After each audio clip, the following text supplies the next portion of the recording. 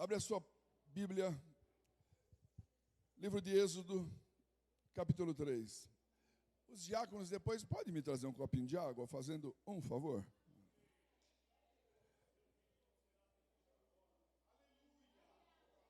Oh. Ele fez assim, ela apareceu. Que coisa linda. Não falei que Deus opera sobrenaturalmente? Eu não vi que ela estava atrás de mim.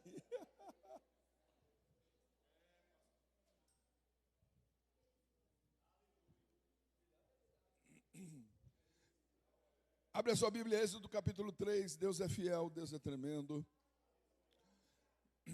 Para quem não esteve ontem aqui, muitos estavam, mas você vê que nós estamos vivendo um novo tempo do Pai aí. Por isso que eu estou uniformizado aqui com a camiseta aqui da... coisa linda, né, Tsu? Escrito aqui os nossos 3 pilares. A igreja daqui para frente vai começar a desenvolver um trabalho diferente do que estávamos fazendo, vamos focar melhor nas coisas.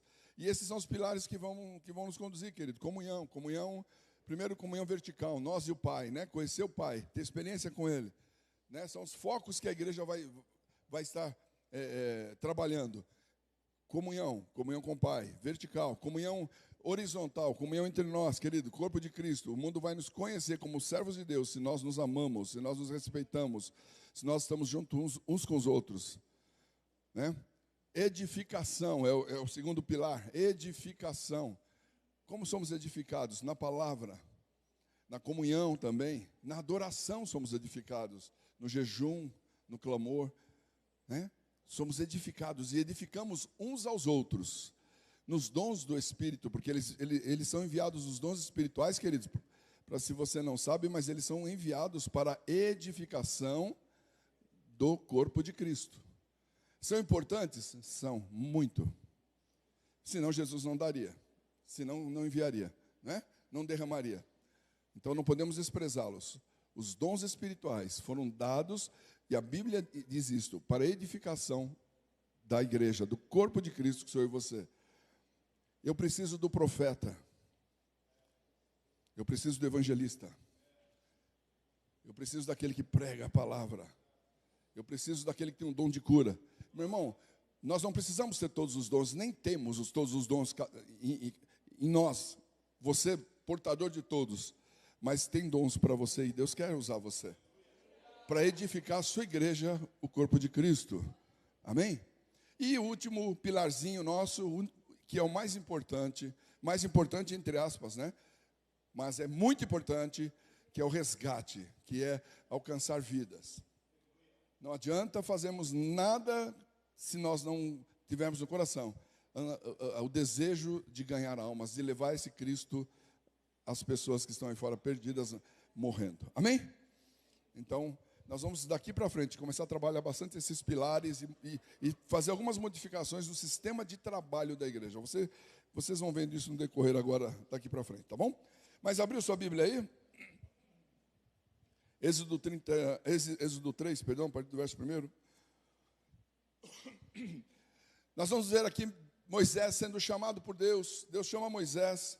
Diz assim então: apacentava Moisés o rebanho de Jetro, seu sogro, sacerdote de Midian, e levando o rebanho para o lado ocidental do deserto, chegou ao monte de Deus, a Horebe. E apareceu-lhe o anjo do Senhor numa chama de fogo, e no meio de uma sarça. Moisés olhou, e eis que a sarça ardia, mas não se consumia. Então disse consigo mesmo: irei para lá e verei essa grande maravilha. Porque a sarça não se queima. Por que ela não se queima? Vendo o Senhor que ele se voltava para ver, Deus, no meio da sarça, o chamou e disse: Moisés, Moisés. E ele respondeu: eis-me aqui. Imagina o susto do homem, né? Ele vê o mato pegando fogo, fala: mas está pegando fogo, mas não acaba de queimar esse negócio. O que está acontecendo? Deixa eu ver. Moisés, irmão, vamos lembrar rapidinho, porque eu tenho muita coisa para falar, mas Moisés havia fugido do Egito, né? Saído de lá. Deus trabalhou, tinha um plano na vida dele, desde que ele nasceu, né? A gente conhece a história, e agora ele está fugindo do Egito porque ele havia matado um egípcio que estava judiando de um dos seus irmãos hebreus, e ele tem que fugir, e Faraó quer matá-lo, né? Então por isso ele está fora do palácio do rei, de Faraó, tudo mais, né? Então, quando ele vai se aproximando, ele ouve aquela voz que diz: Moisés, Moisés, né? Deixa eu voltar aqui onde eu estava. E ele respondeu: eis-me aqui, verso 5, né? Agora, Deus continuou: não te chegues para cá, tira as sandálias dos teus pés, porque o lugar em que estás é terra santa. Oh, coisa linda! Por que a terra era santa, querido? Porque Deus estava ali. Amém? Deus santifica o lugar, Deus santifica a nossa vida, onde Ele se manifesta, onde Ele está, o lugar é santo, né? O lugar é santo. Disse mais: eu sou o Deus de teu pai, o Deus de Abraão, o Deus de Isaque e o Deus de Jacó. Moisés escondeu o rosto, porque temeu olhar para Deus. Olha, veja bem, Moisés, querido, embora ele tenha crescido dentro dos palácios de Faraó, né, criado com a filha de Faraó, adotado por ela, né, como uma criança sem pai e mãe, era assim que pensava. Mas, na verdade, Deus estava trabalhando. Lembra que eu falei ontem, quem estava aqui? Deus tem projeto, tem plano, Deus não faz coisas por acaso. Quando aquela mulher, quando a filha de Faraó acha Moisés ali, a criança Moisés, quem está olhando de longe? A irmã de Moisés. E ela vai e diz: olha, eu conheço uma ama que tem leite, que pode cuidar dele. Era a mãe de Moisés. E a mãe de Moisés, então, cria Moisés. Então, ele recebeu também, além de toda essa cultura egípcia, que ele recebeu, que ele conhecia, os deuses egípcios e tudo mais, ele recebeu a cultura do seu Deus, o Deus da sua mãe, o Deus dos seus pais, dos seus antepassados. Ele havia recebido essa cultura de pertencimento. A quem eu pertenço? No fundo ele sabia: eu não pertenço a Faraó. Essa não é a minha raiz, essa não é a minha identidade. Tanto é que ele já um homem, ele mata um egípcio por estar judiando de um hebreu que era escravo. Um egípcio normal pouco ligava, deixava matar. Mas ele tinha o sentimento de pertencimento. Irmão, nós como igreja, como corpo de Cristo, como filhos de Deus, nós temos que ter esse sentimento forte dentro de nós. A quem eu pertenço? Eu não pertenço a esse mundo. Eu pertenço a um Deus vivo, poderoso. A minha vida tem que ser guardada. Eu tenho que me guardar para Ele. Amém? Então, agora Deus diz a Moisés, aqui que a gente vai começar a coisa. Disse ainda o Senhor: certamente eu vi a aflição do meu povo, que está no Egito, e ouvi o seu clamor por causa dos seus exatores. Não são seus ex-atores. Ah, pessoal do teatro? Não é eles não, viu? Eram os que judiavam, eram os que cuidavam e punham cargas sobre o povo, entende? De Israel, para trabalhar como escravos que eles eram, com os hebreus, né? Ó, conheço-lhe o sofrimento, por isso eu desci, a fim de livrá-lo da mão dos egípcios, e para fazê-lo subir daquela terra a uma terra boa e ampla, terra que mana leite e mel, o lugar do cananeu, do heveu, do amorreu, do ferizeu, do heveu, do jebuseu. Deus já estava dizendo: olha, eu desci, porque eu ouvi o clamor. Querido, quando clamamos, Deus se manifesta. Ah, mas Deus sabe todas as coisas, não precisa orar, não precisa pedir. Então não ora, não pede e não recebe, você que sabe. Porque Jesus ensina isso, né? Temos que bater, temos que clamar. Batei e abri-se-vos-á, buscai e achareis. Jesus ensina, tem que pedir. O povo clamou, Deus então está operando aqui na vida deles. Perdão. Mas Deus diz: olha, eu desci porque eu vi o clamor, sei do sofrimento, vou tirá-los de lá e vou levá-los para uma terra boa, a terra desse povo aqui. Pô, mas peraí, como? Como é isso? tirou a gente é escravo, não tem exército, não tem uma lei, não tem uma lei que nos dirige, não tem uma constituição, não tem coisa nenhuma. Nós temos nada, nem um líder não tinha ainda, né? Eles não tinham um líder mais, não tinha mais. E aí o Senhor vai nos tirar de lá e levar para a terra desse povo aqui, guerreiro, desses homens aqui, cananeu, ferizeu, heveu, jebuseu. Para ser escravo lá, vamos ser escravo aqui mesmo. Deus, querido, tem coisas que Deus faz e não adianta questionar. Simplesmente obedece. Se cala, obedece.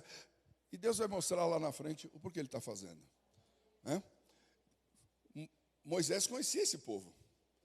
Eles eram povos ao redor ali deles. Ele sabia quem eram. Caramba, nós vamos fazer o que ali? Bom, verso 9: pois o clamor dos filhos de Israel chegou até mim, e também vejo a opressão com que os egípcios os estão oprimindo. Vem agora, e eu te enviarei a Faraó, para que tires o meu povo, os filhos de Israel, do Egito. Querido, assim como Deus havia dito a Moisés, nós não vamos ler todos os fatos, mas Moisés sai do Egito com o povo hebreu, rumo à terra que mana leite e mel, a terra de Canaã, a terra que Deus havia prometido. Deus cumpriu. Tem todos os acontecimentos com as pragas que Deus vai enviando, Deus opera, né? A gente vê tudo aquilo. Eles fogem do Egito, eles caminham pelo deserto, né? Passam pelo Mar Vermelho. Quer dizer, Deus estava dando provas ao povo de que era com Moisés. Deus era com ele. E o povo sabia disso, né? Sabia que Deus era com ele. O povo agora tem um grande líder e tem uma grande promessa. E o povo está confiante. Deus é fiel. Você crê que Deus é fiel na sua vida, irmão? O povo sai escravo, sem saber o que fazer. Deus entra com todo o suprimento, a gente conhece a história. Deus está suprindo, Deus está operando no meio deles, mas o povo murmura, o povo reclama. Agora não está bom mais, porque o ar-condicionado aqui no deserto não tem ar-condicionado. Pintaram as paredes de preto, eu não gosto.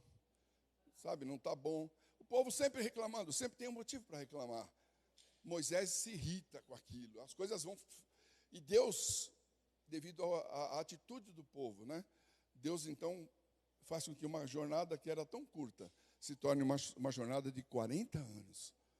40 anos, não é fácil. Mas os 40 anos já estão terminando, estão acabando. Eles estão a um passo, praticamente agora, de entrar em Canaã. Meu Deus, quantas coisas Moisés viu, passou, mas está chegando a hora. Só que acontece alguma coisa aqui, um imprevisto. Imprevisto acontece, algo que surpreende, acontece. Puxa vida, Deus tratou, Deus falou com Moisés, caminhou eles, conduziu, supriu, durante 40 anos no deserto, a roupa não se envelhecia, a sandália não se gastava. Eu já ouvi isso aí, talvez acontecia, eu não sei, dizem alguns que a sandália e a roupa crescia com a criança, né? Porque no deserto não é fácil ir lá no shopping fazer compra, né? Aqui é fácil, mas lá no deserto o shopping estava longe. O cara não pegava Wi-Fi, a internet, o cartão não funcionava. E eles estão no deserto. Eles estão no deserto. E Deus supriu, Deus fez tudo o que precisava. Agora, eles estão a um passo de entrar na terra. Quando, de repente, Josué recebe uma ligação do pai, um WhatsApp. Josué, me atende aí que eu estou com pressa. Josué devia estar ocupado, não viu as mensagens, né? Aí o Senhor fala, atende o telefone, rapaz, eu preciso falar com você e a coisa é urgente. Se você quiser abrir Josué capítulo 1, rapidamente.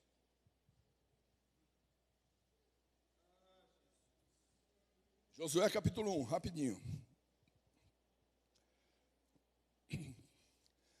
O telefone toca de novo. É o pai. Josué fala para o povo, quieto agora. Josué era líder de uma das tribos de Israel. Ele é um cabeça. Para quem não lembra, mas acho que vocês já conhecem, né?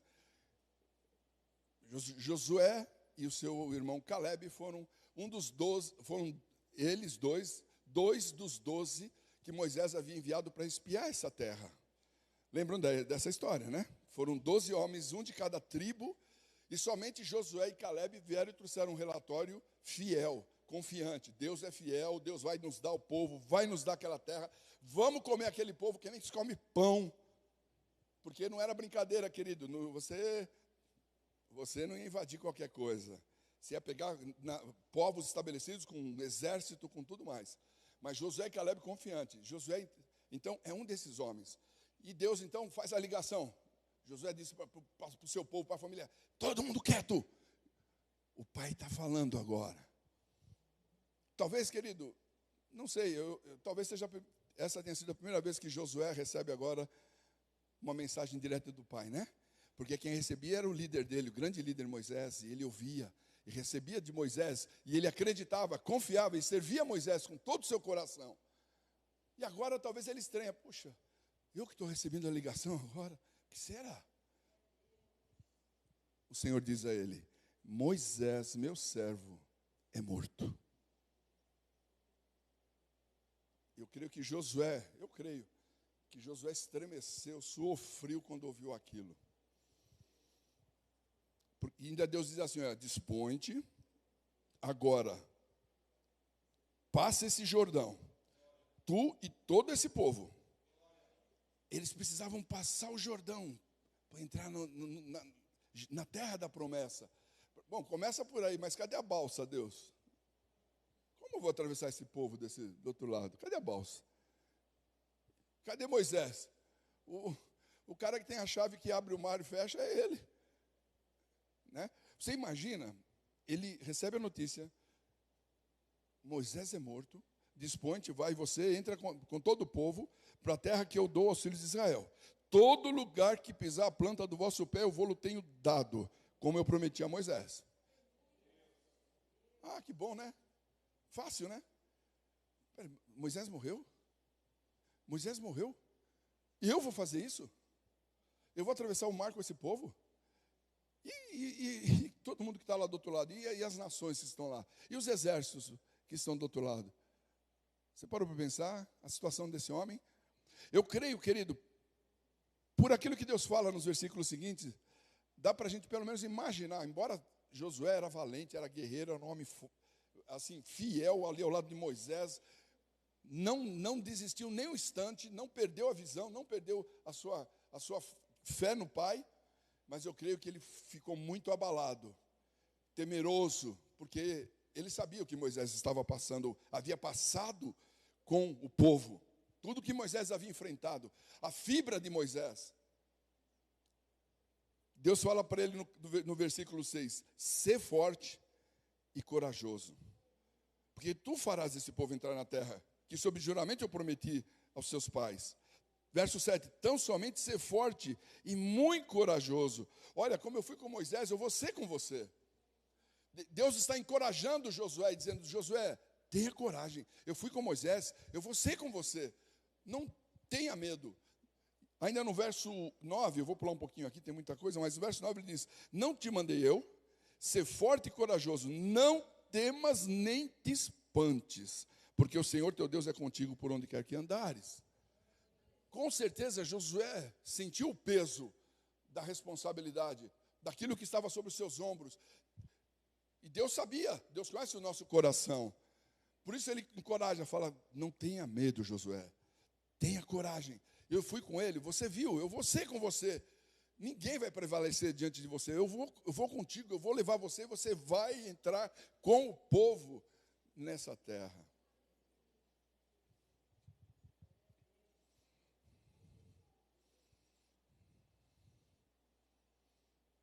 Querido, algumas observações que eu fiz aqui, que eu quero passar para você. Josué, ele podia se sentir decepcionado, enganado, desanimado, frustrado. Deus falou que ia fazer. Deus falou com Moisés. Moisés era a boca de Deus. E agora Moisés é morto. O que acontece então? Ele poderia se sentir assim. Quantas vezes, querido, nós mesmos nos sentimos frustrados na nossa jornada de fé aí, na nossa vida? Olha, algumas coisas que eu listei, podemos gerar dentro de nós expectativas com pessoas, com situações muito maiores do que deveríamos. Às vezes nos frustramos, irmão, por culpa nossa. Às vezes criamos expectativas, achamos que vai ser, e vai ser, e vai ser do jeito que eu penso. E Deus fala, não, eu vou tirar esse, não é mais esse. Desabamos. Mas Deus, como pode? Josué podia. Agora se sentir e falar, Deus, o Senhor prometeu para Moisés, e Moisés morreu e não entrou, o Senhor não vai fazer na minha vida, não. Não fez nada dele. O Senhor prometeu, o Senhor falou. 40 anos eu estou seguindo, estamos juntos aí nessa batalha, caminhando no deserto, lutando, enfrentando tudo que foi possível. Eu sou fiel, estou fiel ao lado dele. Agora, ele está morto? Deus não vai cumprir, não cumpriu o que falou. Frustrações, vamos falar um pouquinho sobre isso então, né? Rapidinho, né? Então, um dos aspectos é criar expectativa além do que devemos. O tempo é de Deus, as coisas são dele, e ele faz o seu tempo, viu, querido? Homens são homens. Nunca veja no seu pastor, nos pastores, no seu líder, ou em que homem for aí por aí que prega o evangelho, que ele é o super-homem, que ele é o bambambam, sabe tudo, conhece tudo, tem os dons, faz e acontece. Homem é homem. Quando Deus fala, chegou, chegou. Amém? Vamos buscar em Deus e ter paciência e aguardar Deus fazer. Amém? Outra coisa, não entendemos às vezes, e por isso nos frustramos, que o tempo de Deus não é o nosso tempo. Às vezes eu preciso, e quando eu estou com alguma necessidade, tem que ser para ontem. E às vezes Deus fala, não, filho, isso aqui é para daqui 5 anos. E aí? Precisamos entender que Deus tem o seu tempo. É um tempo para todo o propósito debaixo do sol, do céu. Tempo para matar, tempo para dar vida, para construir, para derrubar. Não é? Existe um tempo para tudo, então a gente precisa entender que existe um tempo de tudo. Outra coisa, nós não aceitamos o não de Deus e nos frustramos. Querido, é sempre sim, né? A gente quer sempre o sim de Deus. Tudo que você pede, você quer, né? Você não vai falar, Deus, eu queria namorar com a Joaquina, mas pode falar não que eu quero ouvir, não. Você não vai falar isso, vai? Aliás, eu falo isso aqui, já cansei de ouvir, e nunca vi diferente. Nunca ouvi um casalzinho namorado, pastor, nós estamos orando, e Deus disse não. Sempre disse sim. Sempre, até hoje, 43 anos de evangelho, não vi um. Que Deus falou, pastor, Deus falou para nós que não é não. Nós terminamos. Será que Deus responde mesmo esse tipo de oração? Ou será que nós já fazemos uma oração já pré-determinada para o sim? Né? Na oração não é Deus, confirma se sim ou não, mas Deus abençoa. É verdade ou não, o pastor está enganado? E assim como isso, em outras coisas na nossa vida. Às vezes não falamos, Deus, se é da tua vontade, faz, se não, amém. Às vezes oramos assim, e Deus fala não, aí a gente fica emburrado, aborrecido, não vai no culto, chateado. Mas você não orou assim, pedindo sim ou não? Eu dei não, você não quer? Nós somos difíceis, né, de se lidar. Nos frustramos muitas vezes porque Deus diz um não. Querido, a nossa necessidade sempre é a mais importante do que a de todo mundo. Seja qual for, eu estou com uma unha encravada aqui, não estou, mas se eu tiver, essa unhazinha encravada é mais importante do que o irmão que tem que fazer uma cirurgia de coração. Você entendeu? A minha é mais importante. Nós somos assim. Somos egocêntricos muitas vezes, né? Outra coisa, nós não entendemos as prioridades de Deus. Às vezes você quer tanto uma coisa e Deus fala, não, agora para você é isso, não é aquilo. Isso não vai ser bom agora. Calma. Vai chegar o tempo que você vai ter aquilo. As prioridades são de Deus. Precisamos entender para não nos frustrarmos. Um outro ponto, não entendemos o propósito de Deus. Mas Deus, por que Moisés morreu? Mas Deus, por quê? Gente, se fosse Josué, eu ia ficar com um monte de interrogação. Mas Deus, o Senhor falou com ele, o Senhor prometeu para ele. Ele está falando isso comigo há 40 anos, andando junto, que nós vamos entrar, Deus falou, e o Senhor tratando. E agora ele morreu. Ele não vai entrar. Como que é isso? Vamos entender por quê. Primeiro, se Deus falou com ele, por que ele não entrou? Por que ele não entrou? Deus mentiu? Deus se enganou? Deus se confundiu? Mas Deus falou que ele ia entrar. Deus chamou ele. Estou te chamando porque eu tenho ouvido o clamor do meu povo. E você vai tirar eles de lá para entrar na terra que manda leite e mel. Não foi isso? É isso. É isso que Moisés está entendendo. É isso que ele está fazendo. Mas aí vem a notícia. Moisés já cancelamos o CPF dele. Vamos ver rapidinho aí, gente. Cancelado o CPF. Abre sua Bíblia rapidamente. Números capítulo 20. Vamos dar umas voltinhas na Bíblia rapidinho.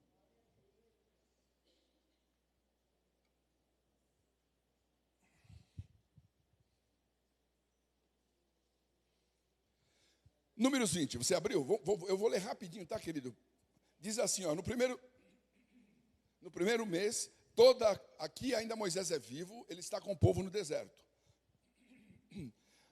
No primeiro mês, toda a comunidade de Israel chegou no deserto de Zim, o povo acampou em Cádiz. Ali morreu Miriam e foi enterrada. Miriam, irmã de Moisés, profetiza, ela morreu ali e foi enterrada naquele lugar. Mas diz o verso 2 a 5 que não havia água para a comunidade naquele lugar, suficiente para eles, né? E o povo então chama Moisés, e a Bíblia diz aqui, na minha tradução, diz assim, que de modo que o povo queria agredir Moisés e Arão. Olha só, povo bom, né? Que bacana. Queria agredir Moisés e Arão, dizendo: deveríamos ter morrido quando os outros nossos irmãos morreram diante do Eterno. Olha só, lembra quando Deus mandou o povo sair quando o povo começou a agir com rebeldia, Deus disse: esse povo, essa geração não vai entrar na terra prometida. Morreram no deserto os de 20 anos para cima, né? É isso? Cadê os doutores da lei aqui comigo? Confirma? Os universitários? Então o povo está reclamando, a gente devia ter morrido nesses 40 anos com os que morreram, acabou, para morrer agora aqui, devia já ter morrido. É o que eles estão dizendo. Já devíamos ter morrido com o povo lá no deserto, né? Porque vocês nos tiraram do Egito, arrastando-nos para uma região miserável. Aqui não tem cereal, nem figos, nem uvas, nem romãs, né? Nem picanha, né? Foi prometido que esse ano teria e não veio. Moisés está furando, né? Moisés está mancando aí, né? Foi prometido e a gente come repolho, come sei lá o quê, né? Querido, você acha que eles, como escravos no deserto, se alimentavam de cereais, figos, uvas, romãs? Você acha que eles comiam essas coisas? Isso comia Faraó, não eles. Mas agora estão reclamando, lá produz essas coisas. A gente está no deserto, não tem nem água, Moisés. E querem agredir Moisés.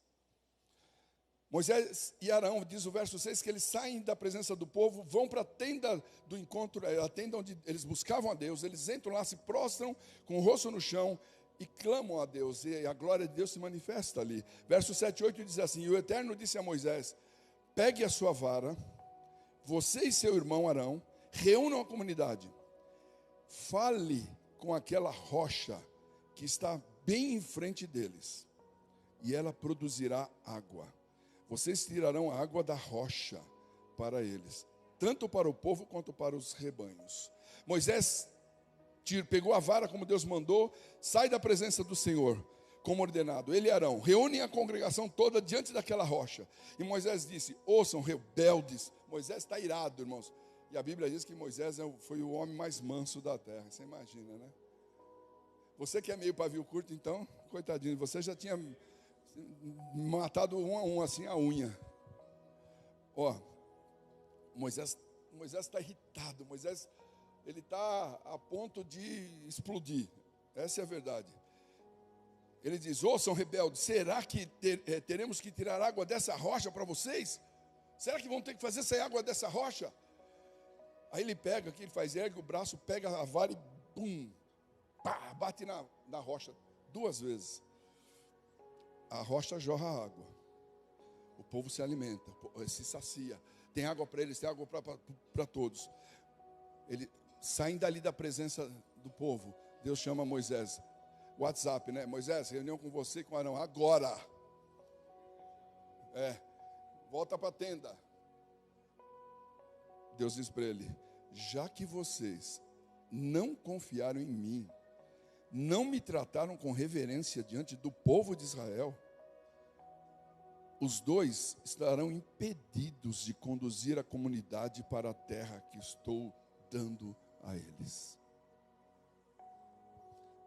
Agora a gente entende por que Moisés morreu.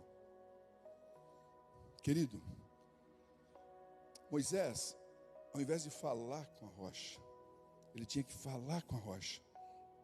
Ele agride a rocha. Ele bate na rocha e perde o direito de entrar na terra prometida. Mas e a chamada? E o chamado dele? Deus o chamou. Deus tinha algo para a vida dele. Deus voltou atrás na sua palavra. Deus errou e chamou o homem errado quando deveria ter chamado Josué e não Moisés. Veja bem, alguns pontos que eu quero passar para você. Primeiro, Deus jamais se engana, confunde ou é pego de surpresa. Por qualquer coisa que aconteça. Lembre-se, um dos atributos de Deus é a onisciência. Ele é ciente de todas as coisas. E também a presciência. Ele sabe tudo que vai acontecer. Ele já sabe.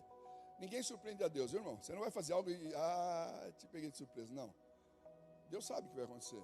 Ele deixa você fazer o certo ou o errado. O problema é seu. Mas Ele sabe. Ele sabe se você vai fazer certo ou vai errado. Você não vai surpreendê-lo. Nunca. Então, uma das coisas que eu pus aqui, Deus faz as coisas da sua maneira. Presta atenção nisso. Deus faz as coisas da sua maneira. E não como nós queremos, ou da forma que nós achamos que deve ser. É da maneira dele e não da nossa. E não importa quem nós somos. Ou faz do meu jeito, ou você vai se dar mal. Dá para entender? Irmãos, confie em Deus. Obedeça, mesmo que pareça difícil ou até impossível a coisa. Não desanime do seu chamado, não desanime do seu ministério, não desanime das promessas de Deus para a sua vida e para a sua família. Mesmo que está parecendo difícil, faça a coisa do jeito dele. Obedece, obedece. Moisés, querido, ele não pôde concluir essa tarefa, mas veja bem, é interessante. Depois eu quero, eu vou ler mais algumas coisas, mas Deus não pôde concluir, não fez, mas nem por isso Deus deixou de cumprir a sua promessa com o seu povo. Não é verdade? Ele levantou Josué. E assim, a gente pode entender uma coisa aqui. Primeiro, Deus não está limitado a mim ou a você. Deus não está limitado, meu irmão, ao governo, ao país que a gente vive, à situação econômica, à situação familiar. Ele é o Senhor. E ponto final. Ponto final. Ele é Deus e Ele vai fazer e acabou. E Ele pode realizar planos, suprir, salvar, abrir portas, fechar portas, socorrer, capacitar, usar, levantar, abater quem Ele quer. Porque Ele é Deus. Acabou. Ele não depende, meu querido, de mim, de você, de ninguém. Se eu não quero fazer, meu irmão, outro Josué já vem para o meu lugar e acabou. E o problema é meu, se eu não cumprir o que Ele queria para a minha vida, eu que vou dar conta depois. Você entende, querido? Nós não somos nada diante da soberania desse Deus, querido. Ele é Deus, Ele é o Senhor de todas as coisas. Então, Ele faz como Ele quer, com quem Ele quer, da maneira dEle, né? Não está limitado, eu estava lendo aqui, a pessoas, né? Confie e creia, como nós lemos em Números. Eu não precisa abrir, eu vou ler para você, para ser rápido. Números 23, 19 diz assim: Deus não é o homem para que minta. Você já conhece isso, né? E nem o filho do homem para que se arrependa, né? Porventura, tendo prometido, não fará? Ou tendo falado, não cumprirá? Querido, Deus não mente.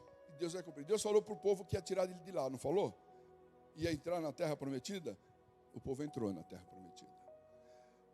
Ah, mas Deus prometeu para Moisés. Prometeu. Você acha que Deus não ia cumprir o que prometeu a Moisés? Deus ia cumprir. Ou Deus brincou com Moisés? Não. Deus não brincou. Deus não enganou Moisés. Deus não enganou Moisés. Ele falou que ia tirá-lo para levar o povo para essa terra. E tanto é que Moisés era a pessoa que iria entrar lá, que Deus depois disse a ele: ó, você não vai entrar mais porque agiu assim. É claro, então. Certo? Ele era a pessoa que ia entrar. Mas houve uma razão, houve desobediência, houve uma atitude de nervoso, errada, que ele não devia bater naquela rocha. E eu quero falar, daqui a pouquinho, eu vou falar um pouquinho sobre aquela rocha com você. Deixa eu ver aqui para não me perder. Olha, outra coisa que a gente vai aprender aqui é a falibilidade humana em contrapartida a um Deus que é perfeito e infalível. Moisés era um homem. Moisés é tido até hoje como grande líder de Israel. O grande líder de Israel. Mas ele era um homem, querido, como eu e você. Entende? Quem é grande? Certa vez alguém chegou para Jesus e chamou ele de bom, né? Bom mestre. O que Jesus falou para aquele moço? Por que me chamas bom? Bom só existe um que é Deus. Olhem, Jesus é Deus também. Ele é Deus também. Mas ele não recebeu isso para si. Não, eu bom? Bom é o Pai. Só um que é bom. Deu glória a ele, né? Então a gente vê isso. Moisés era um servo muito amado, especial, fiel ao Senhor. Deus, a Bíblia mostra que, e o Senhor fala isso com Arão e com a irmã dele, Miriam, que Deus fala com ele, olha, com Moisés eu falo tete a tete. Eu não mando recado como vocês recebem recado dele, mas com ele é aqui, ó. Eu falo face a face. Olha quem era essa pessoa. Olha o nível de relacionamento, querido, e de intimidade que Moisés tinha com Deus. Você imagina um homem falar com Deus face a face? Olha só. Porém, mesmo assim, ele não deixou de ser humano, falível, sujeito a erros e sujeito a fraquezas, né? Portanto, querido, vou dizer uma coisa para você, presta atenção aqui, igreja. E quem me ouve também pela live, ou vai ouvir depois. Não brinque com Deus. Não brinque com a sua palavra. Não brinquem com a santidade de Deus. Se Moisés, sendo um homem, com esse nível de intimidade com Deus, que a gente viu e a Bíblia mostra aqui, e foi punido por um erro, não devemos ter então reverência, toda reverência e temor a Deus, ao Senhor, à sua obra, né, ao nosso chamado, ao serviço, à nossa vida espiritual, nosso testemunho? Será que não, querido? Se Moisés não foi poupado, não tem conversa. Homem que ele andava com Deus, ele falava face a face, mas ele errou. Sabe por que isso? Deus fez isso? Deus deixou de amar Moisés, irmãos? Não, mas Deus é justo, ele tinha que agir com justiça com todos. Moisés recebeu uma ordem e ele quebrou aquela ordem. Mesmo que ele dissesse, Deus me perdoa, está perdoado, mas você não vai entrar na terra. Duro, né, irmão? Mas esse é Deus. Não estou ouvindo mais glória a Deus e aleluia no meio da igreja, né? Vamos dar glória a Deus, sim. Outra coisa, não se brinca com o pecado. Sansão brincou com o pecado, rodou, né? Não se brinque, irmão. Ouça o que eu falo. Não devemos nem por sonho tocar na glória de Deus. Toma cuidado, viu, querido? Com isso. Somos todos iguais. Ninguém é maior, do que ninguém. Ninguém é insubstituível, né? Se Deus nos usa, é por misericórdia. Não tem o grande homem de Deus. Meu, isso é papo de... Desculpa, eu não gosto desse tipo de coisa. Eu não gosto desse tipo de conversa. Nunca me chame de grande e nunca diga que eu sou grande para ninguém. Pode falar que eu sou gordo, mas grande não. Porque, né? Se Jesus nem de bom pode ser chamado, imagina chamar de grande homem de Deus. Entende? Então, querido, a glória é dele. Se cantamos, foi uma bênção. Glória ao Pai. Se pregarmos, poxa, que a palavra falou comigo. Glória a Deus, misericórdia dele. Entende, querido? Porque não tem grande. Só existe um que é grande. Jesus falando sobre isso, ele diz assim, em Lucas 17:10, só ouça. Assim também vós, depois de haveres feito tudo quanto vos for ordenado, tudo que for ordenado, que você cumprir, dizei, somos servos inúteis, porque fizemos apenas o que devíamos fazer. Então, querido, não tem grande. Eu preguei, eu evangelizei, eu ganhei 100 milhões de almas. Você só cumpriu o que está escrito, e de pregar o evangelho à tua criatura. Você não fez mais nada além da sua obrigação. Dá para entender, querido? Muitas vezes, querido, nós estamos construindo nossos reinos aqui na terra, como cristãos. E o reino é de Deus, não é nosso. Tá? Aquilo que Deus havia dito a Moisés, que ele iria cumprir, querido. Moisés não pôde cumprir tudo. Mas Moisés entendia que ele não ia entrar, porque ele falhou. Ele sabia disso. Olha como Deus é um Deus justo, irmão. Moisés errou. Deus falou para ele: você errou, por isso vocês não vão entrar. Moisés se cala, Moisés não retorna. Mas Deus, 40 anos. Deus tão misericordioso que na morte de Moisés, Deus diz a Moisés: sobe no monte. Eu vou ler para você, Deuteronômio 34, verso 1.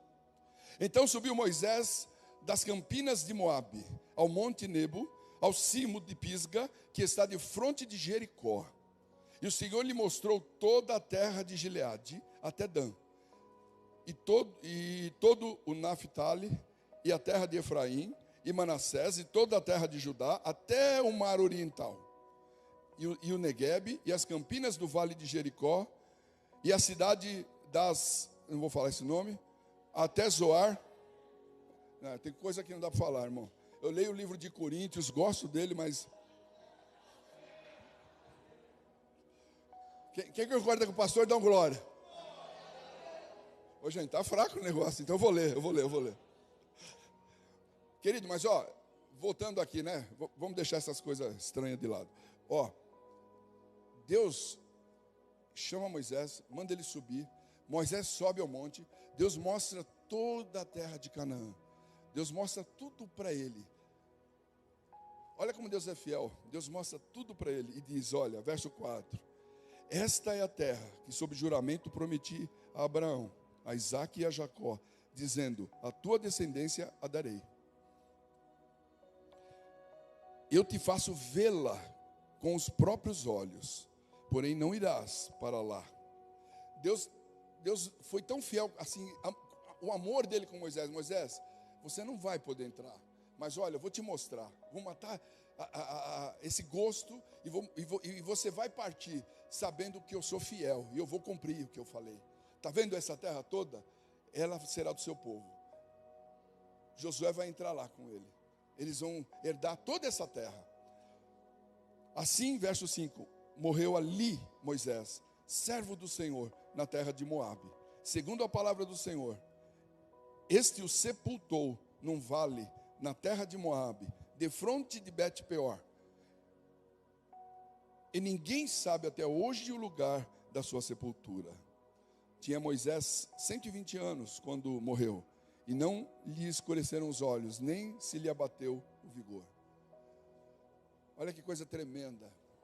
Que coisa tremenda, que Deus de amor, que Deus de misericórdia, que Deus fiel com seu servo. Ele não tinha que dar satisfação nenhuma a Moisés. Ele já disse, você não vai entrar, você errou, você não vai entrar e pronto. Mas ele é um Deus de amor com aqueles que são fiéis a ele. Ele não ia voltar atrás na sua palavra, mas ele mostrou a Moisés a terra. Olha, Moisés, é essa terra, tá? E a Bíblia diz que ali ele morreu. Foi sua última visão da terra prometida. Ali Deus recolhe Moisés. Deus enterra Moisés. Tem anjo que trabalha na funerária, né? Porque a Bíblia não diz que ninguém sepultou, foi Deus. Os anjos cavaram. Deus não veio cavar a terra, né? Mas Deus cavou, escondeu o homem lá. Ninguém achou o corpo de Moisés até hoje. Mas ele foi sepultado. A Bíblia diz que ele foi enterrado ali, foi sepultado. Agora veja bem, qual seria a reação do povo, né? Como a de Josué, qual seria a reação do povo? Quando recebe a notícia, Moisés morreu. Morreu? E agora? Nós ficamos no meio do caminho? Voltar para o Egito é degolar, morreu. E outra, tem um mar vermelho para atravessar, não tem como. Tem agora o Rio Jordão. Tem, logo entrando lá, já tem de cara a cidade amável e que nos recepciona bem, que é Jericó. Uma cidade querida, não vê a hora da gente chegar ali. Começar, é o primeiro inimigo, fora os outros. O que vamos fazer? Não é verdade? Muitas vezes é isso que a gente pensa. Então, vamos aprender uma coisa aqui, mais uma. nem todos que começam uma obra conosco vai terminá-la conosco. Tá, irmão? Não desiste. Se o chamado é teu, vai em frente. Ah, mas João parou. Problema do João. Eu tenho um chamado para a minha vida. O Josué não falou, Deus, esquece, estou voltando. Minha tribo, vamos embora. Ah, vamos arrumar uma terra por aqui e viver por aqui. Não. Eu tenho um chamado, eu vou em frente, não importa. Eu vou embora. Deus tem algo para a minha vida e eu vou continuar. Nem todos vão terminar com você. Quantos acabam abandonando a fé, irmão? Quantos irmãos já abandonaram a fé, andaram com você, confessaram a mesma fé e hoje não querem saber de Deus? Quantos estão assim? Quantos não têm certeza nem convicção do seu chamado? Começa e larga e não quer mais. Quantos? Quantos lançam mão do arado, mas olham para trás e não continuam? Quantos se acovardam diante dos desafios e das dificuldades de andar na fé e abandonam Jesus? Eu citei, Paulo mesmo cita Demas, né? Paulo fala, Demas, meu fiel companheiro, abandonou, amou mais o mundo, foi para o mundo. Entendeu? Inauguraram o McDonald's, ele não sai de lá agora. Fica lá, vai no shopping, assiste Marvel, que nem o Saulo gosta. Não sei se ainda gosta, né? Mas o Marvel lá, a turma do Marvel e tal, né? Então, veja bem, quantos estão assim, né? Querido, no momento mais difícil de Jesus, ele está sendo julgado, indo para ir para a cruz, os discípulos fugiram. De medo, fugiram, abandonaram ele sozinho. Mas ele continuou. O apóstolo Paulo mesmo também, né? Que eu já citei. Paulo diz que, em sua defesa, ele diz, não tinha ninguém comigo, mas o Senhor me assistiu, o Senhor esteve comigo. Olha lá, mas ele não voltou atrás, continuou, vamos embora. Amém, se tem que morrer, vai morrer, vamos continuar, mas eu não vou deixar. Eu tenho um propósito, eu tenho uma visão, eu tenho um chamado. Então, querido, sabe, não desista, nem desanime do seu chamado, das promessas, né? Que Deus faz no decorrer da nossa caminhada, no decorrer da nossa vida com Deus, na nossa caminhada, irmão. Deus vai fazendo promessas, chamadas, vai colocando desafios na nossa vida. Não pensa que foi lá quando você se converteu, que Deus falou lá e acabou ali. Não para, irmãos. Nós não estamos iniciando agora um novo ciclo da igreja. Caramba, eu já estou para me aposentar, comprei minha passagem para ir lá para Cancún. Levar você? Não, vou levar você nada. Não, estou brincando, mas irmão, sabe, quando você pensa assim, bom, vamos tirar um pouco o pé do acelerador, aí Deus fala, não, calma aí, vai começar outra coisa nova. Fala, vamos lá, Senhor, vamos em frente, né? Então, querido, a gente não pode desistir, entende? Não fica abatido com aqueles que voltam atrás, que Deus jamais vai te desamparar. Para finalizar, querido, quero finalizar isso aqui com você agora. Deus mandou Moisés falar com a rocha. Moisés agride a rocha. Moisés bate na rocha. Ele teria que falar, talvez dizer, por favor, fornece água, sacia a sede do teu povo. Era isso, ele tinha que falar com a rocha. Deus diz ali, numa das traduções, né, você me desrespeitou diante de todo o povo. Como eu desrespeitei, Senhor? Eu falei com a rocha. Esse é o problema. Quem é essa rocha? Ou o que ela simboliza, ou o que ela representa. Existe uma matéria em teologia que se chama tipologia bíblica. São os tipos de Cristo representados no Velho Testamento que apontavam para o futuro. Pessoas e objetos do Velho Testamento que apontam, são objetos e situações proféticas que apontam para Jesus. Lembra que eu falei que Deus é um Deus de projeto e de plano, não faz nada por acaso, nada, tudo que acontece, o cordeiro preso ali que aparece quando Isaac vai imolar o filho, representa o cordeiro de Deus que veio para nos salvar da morte.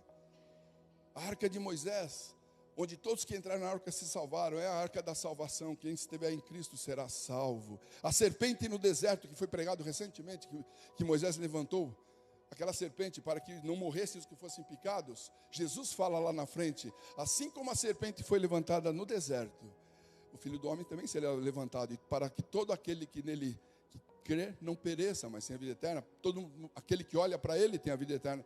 A serpente estava simbolizando, era um tipo já daquilo que aconteceria.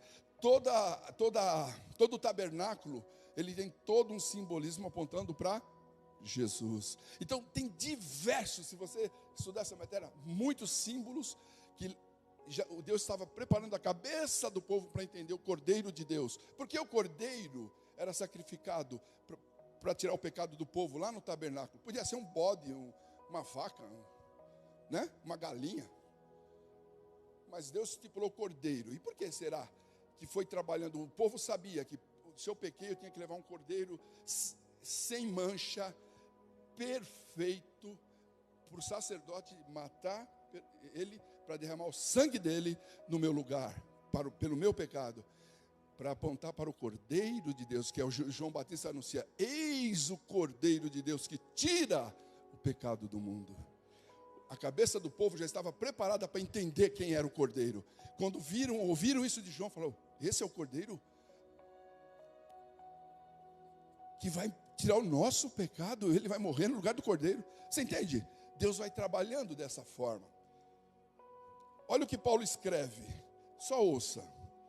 1 Coríntios 10, 11. 1 Coríntios 10, de 1 a 4. Pois não quero, irmãos, que ignoreis que vossos pais estiveram todos debaixo da nuvem e todos passaram pelo mar. Ele está falando do povo lá no deserto, com Moisés. E na nuvem e no mar, todos foram batizados em Moisés. E todos comeram do mesmo alimento espiritual. E beberam todos da mesma bebida espiritual, porque bebiam da pedra espiritual que os acompanhava, e a pedra era Cristo. Aquela pedra tinha um simbolismo. Olha só o que diz aqui, Paulo, em Romanos 9,33, como está escrito: eis que ponho em Sião uma pedra de tropeço e uma rocha de escândalo, e quem nela crer não será confundido. A rocha, olha a pedra. Mateus 21:42, disse-lhe Jesus: nunca lesses nas Escrituras a pedra que os edificadores rejeitaram, essa foi posta como pedra angular pelo Senhor? Foi feito isso e é maravilhoso aos nossos olhos? Mateus 16:18, também eu te digo que tu és Pedro. E nos originais é pedrinha, pedregulho. Tu és uma pedrinha, Pedro. Ele diz: mas sobre esta pedra, esta rocha, eu edificarei a minha igreja. Esse negócio que Pedro tem a chave do céu e abre para quem quer, meu irmão, se você esperar isso aí, você vai ficar com a porta fechada. Você não vai encontrar a porta aberta, não. Quem tem a porta que se entra das ovelhas é o Cordeiro. Eu sou a porta, né? Ele é o caminho, a verdade e a vida. Ele é a porta por onde as ovelhas entram. Mateus 7:24, todo aquele que ouve essas minhas palavras e as pratica será comparado ao homem prudente que edificou a sua casa sobre a rocha. Jesus é a rocha, onde edificamos a nossa vida. Jesus também fala aqui, em João 7,37, ora, no 7º dia da festa, o grande dia, né? Jesus pôs-se em pé e clamou dizendo: se alguém tem sede, venha a mim e beba. Ele é a rocha que fornece a água que eu e você precisamos. Essa era uma simbologia, era uma tipologia de Cristo. E nesse momento Moisés tinha que respeitar, não tinha que bater, ele tinha que pedir. Mas ele não sabia, né? Ele ficou nervoso, bateu na rocha. João ainda 7,38 diz: quem crê em mim, como diz as Escrituras, do seu interior correrão rios de água viva. João 14,13 replicou Jesus: todo que beber dessa água, ele está falando com aquela mulher no tanque, né? Aquela mulher que tinha vários maridos, todo mundo que beber dessa água vai tornar a ter sede, mas aquele que beber da água que eu lhe der, nunca terá sede. Pelo contrário, a água que eu lhe der, se fará nele uma fonte que jorre para a vida eterna. Aquela rocha era um tipo de Cristo, era uma simbologia. Moisés não podia bater, ele desrespeitou. Oh, mas que coisa louca, uma rocha. Se Deus mandou, faz, irmão, não bate boca. Faz e acabou. Moisés tinha que pedir, e ali ia jorrar água. E Deus seria honrado aqui e glorificado. Isso fazia parte da simbologia do Cordeiro, a rocha, aquele que tem água para dar. Imagina bater no Cordeiro, bater nele, né? Moisés não tinha essa noção completa, mas ele tinha que obedecer. Hoje eu e você temos a rocha. Edificamos nossa vida sobre a rocha. Essa rocha nos fornece a água que precisamos, que sacia a nossa sede e nos conduz à vida eterna. Amém? Dê uma salva de palmas para Jesus.